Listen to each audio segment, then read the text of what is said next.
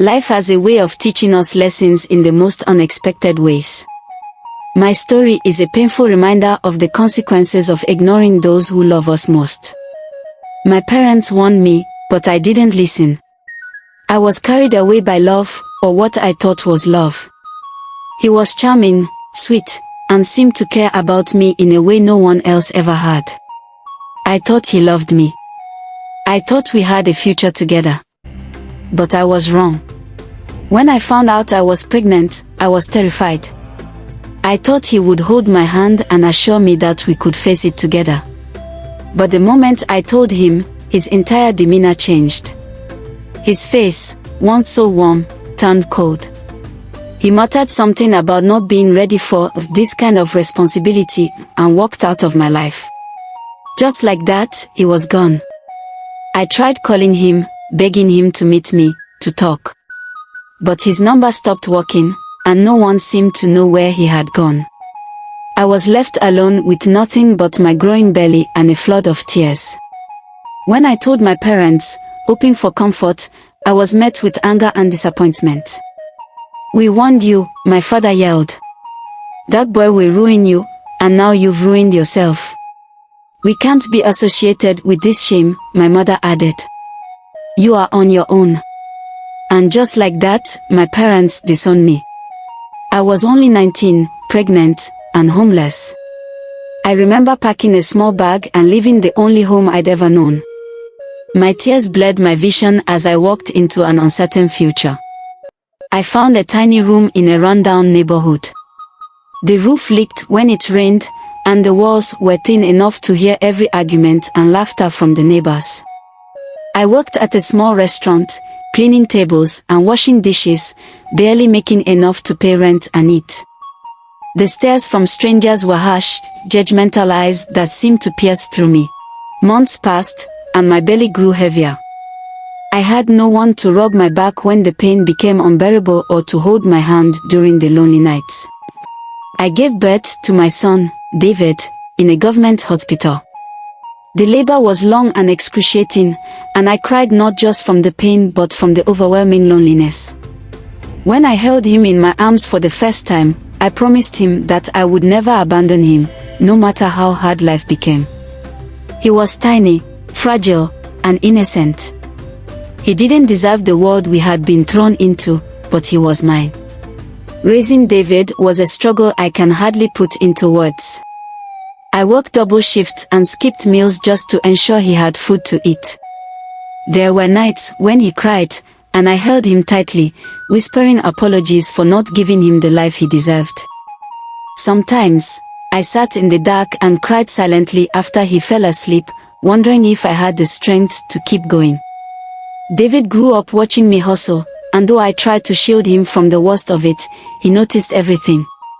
When he was 6, he asked, "Mommy, why don't I have a daddy like other kids?" His innocent question shattered me, but I told him the truth. "It's just you and me, David. But I promise I'll always be here for you." As David grew, so did his understanding of the sacrifices I made for him. By the time he was a teenager, he would help me with small jobs around the neighborhood, washing cars, running errands, and carrying heavy loads to ease my burden. Despite the hardships, David was a bright and determined boy. He excelled in school, often bringing home report cards filled with high grades. One day, "Mom, I'll take care of you," he would say, his eyes filled with a fire that gave me hope. The years flew by, and David's hard work paid off. He earned a scholarship to a prestigious university. Watching him walk across the stage at his graduation ceremony was the proudest moment of my life. I couldn't stop crying as I realized that all the pain and suffering had led to this moment. David didn't just graduate, he excelled in his field and landed a high-paying job shortly after. True to his word, he took care of me. He bought me a small house where the roof didn't leak, where I could sit in peace and look out at a garden he planted just for me. One evening, as we sat together on the porch, he took my hand and said, "Mom, everything I am is because of you. Thank you for never giving up on me, even when the world gave up on you." In that moment, I realized that all the suffering, the loneliness, and the heartbreak had been worth it. David was my reward. He was my strength when I had none, my hope when life seemed hopeless.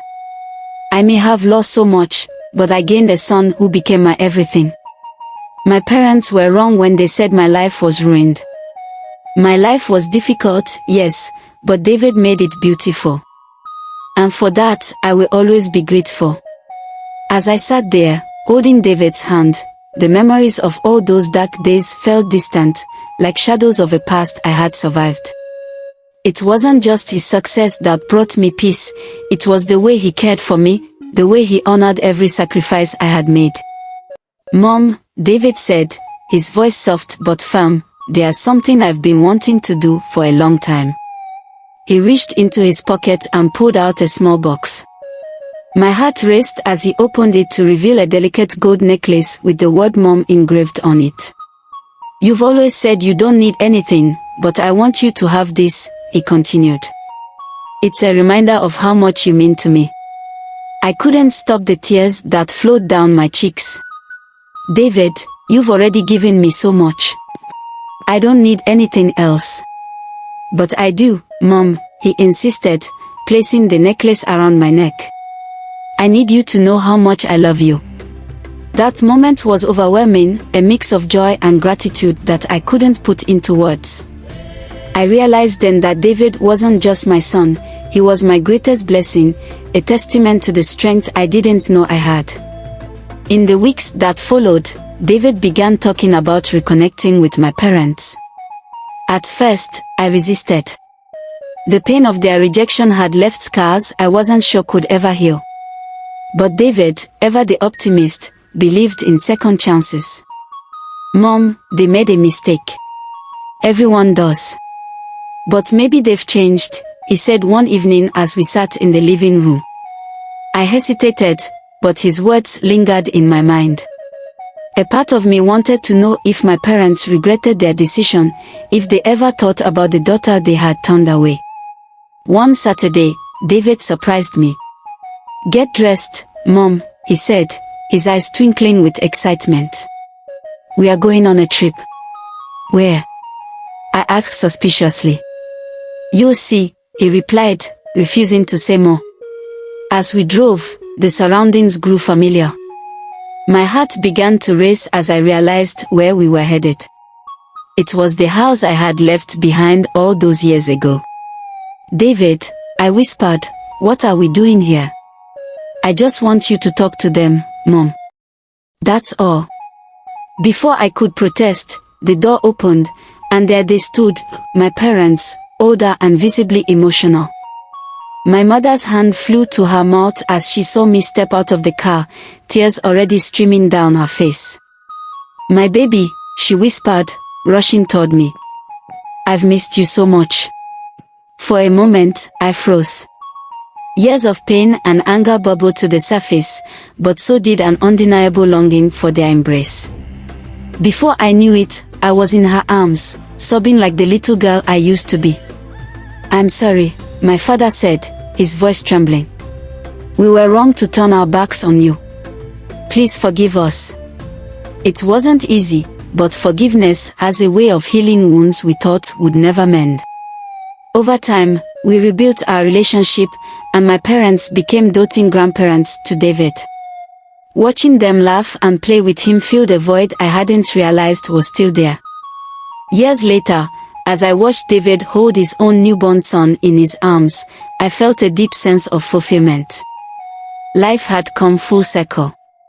The pain of my past had shaped me, but it had also given me strength, resilience, and a love that knew no bounds.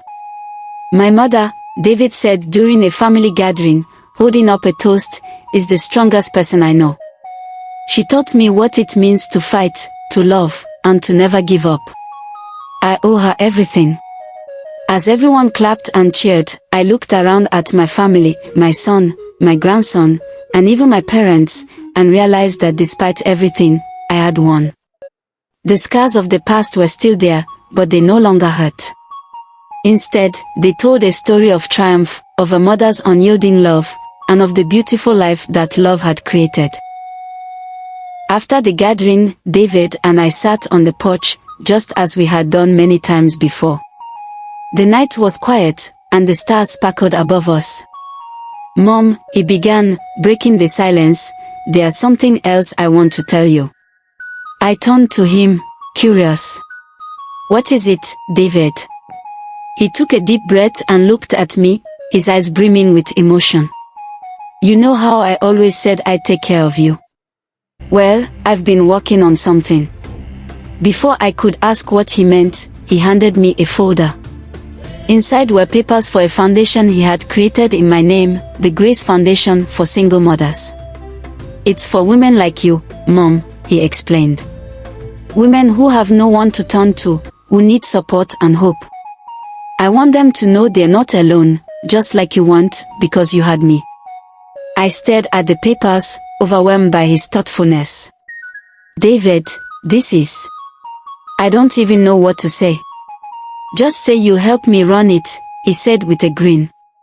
"Your story can inspire so many, Mom. You've been through so much, and now we can use that pain to bring hope to others." Tears streamed down my face as I nodded. "Of course, I'll help. I'd be honored." The foundation became a beacon of light for countless women. We provided shelter, counseling, and financial aid to single mothers struggling to make ends meet. I shared my story at events, speaking about the trials I had faced and the strength I had found in my son. Every time I looked at David, I saw not just my son but my partner in this mission of love and hope.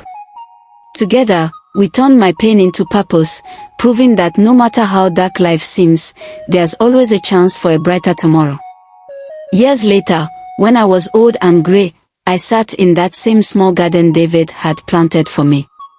My grandson, now a teenager, was running around, laughing with his friends. David sat beside me, his arm around my shoulder. "You did it, Mom," he said softly. "No, David," I replied, smiling. "We did it." As the sun set that evening, painting the sky in hues of orange and pink, I felt a profound sense of peace. My journey had been filled with trials, but it had also been filled with love that transformed my life and gave me a legacy to leave behind. And as I closed my eyes to soak in the moment, I whispered a silent prayer of gratitude for the boy who had saved me, the man who had made me proud, and the life we had built together. As the years went by, David continued to grow in his career and in his passion for helping others. The Grace Foundation for Single Mothers expanded across the country, touching thousands of lives. Women who once thought they were forgotten found hope, shelter, and opportunities through the foundation's efforts. David often said, "This isn't just about helping, it's about honoring my mom's journey and ensuring no one else feels the way she did." Even as I aged, my role in the foundation remained central. I would visit shelters and speak with young mothers, sharing my story of resilience. Their tears, their smiles, and their gratitude reminded me why this work was so important. One day, as I stood before a crowd of hundreds at a foundation gala, I was overcome with emotion. "I was once like many of you," I said, my voice steady but thick with feeling. "Alone, scared, and unsure of what the future held. But through love, perseverance, and faith, I found my way. And so can you. Never forget that your story doesn't end in pain. It begins in hope."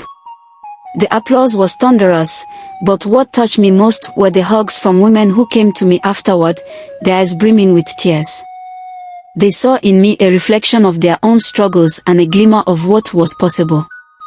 David, ever the doting son, stayed by my side through every milestone. He married a kind-hearted woman who shared his passion for helping others, and together, they raised a family rooted in love and service. My grandchildren were my greatest joy, filling my days with laughter and light. One particularly bright afternoon, as we gathered in David's spacious backyard for a family picnic, he surprised me with yet another heartfelt gesture. "Mom," he announced, drawing everyone's attention, "we've decided to name the newest shelter after you." it will be called Grace's Haven. I gasped, overwhelmed. David, you don't have to keep doing this for me.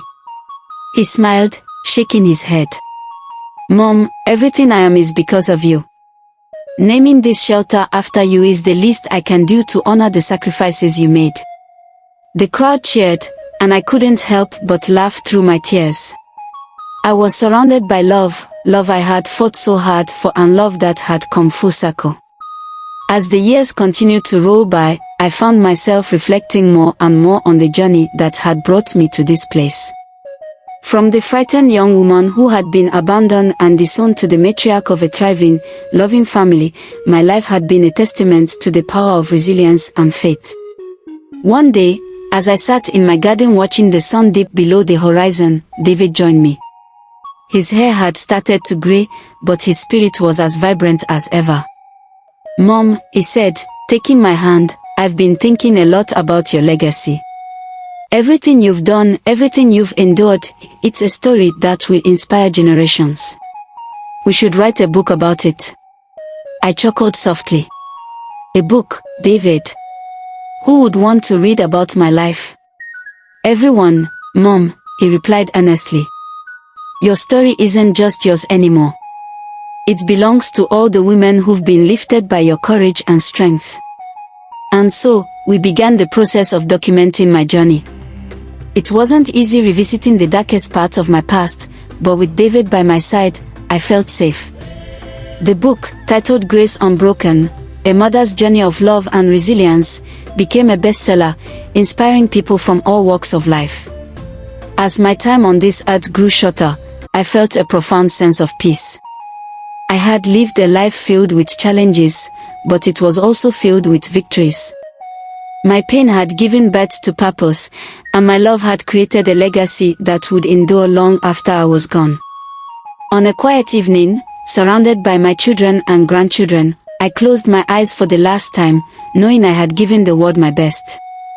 And as I departed, I carried with me the love of my family, the joy of a life well lived, and the comfort of knowing that through David, my story and my purpose would live on forever.